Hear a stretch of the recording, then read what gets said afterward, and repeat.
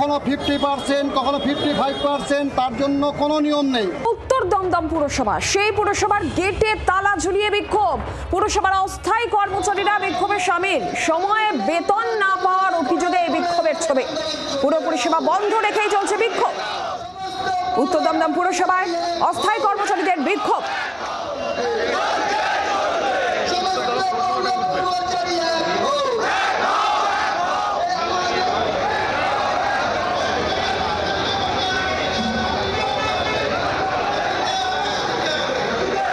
সময় মতো বেতন না পাওয়ার অভিযোগ, আর এই অভিযোগকে কেন্দ্র করে বিক্ষোভ।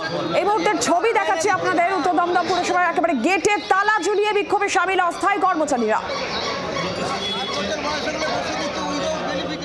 বলছি আপনারা কি তালা মেরে দিয়েছেন গেটে? আচ্ছা, আপনারা কি আর কাজ যতক্ষণ না আপনাদের দাবি মিটছে?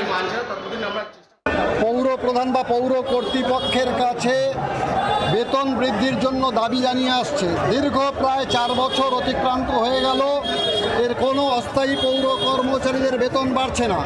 কখনো 50%, কখনো 55%, তার জন্য কোনো নিয়ম নেই। যে কোনো রাজনীতি করতে পারে, কিন্তু তাদের পরিচিতি উত্তর দমদম পৌরসভার অস্থায়ী কর্মী। তারা এখানে আন্দোলনে নেমেছে। হয় কর্তৃপক্ষকে সিদ্ধান্ত নিতে হবে যে এই অস্থায়ী কর্মচারীদের বেতন তারা কত টাকা বৃদ্ধি করছে, কারণ তাদের জীবন জীবিকা পরিচালনার ক্ষেত্রে নানা বিপর্যয়ের মধ্যে তারা আসছে।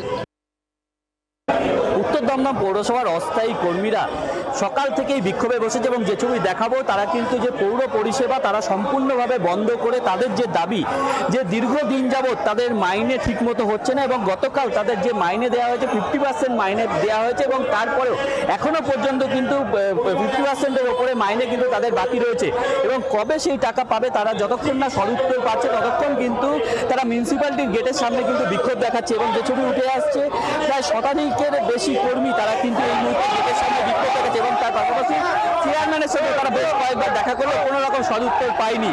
সৌমেন ভট্টাচার্য, জি24 ঘন্টা। বাংলার আওয়াজ, বাঙালির আবেগ, জি24 ঘন্টা।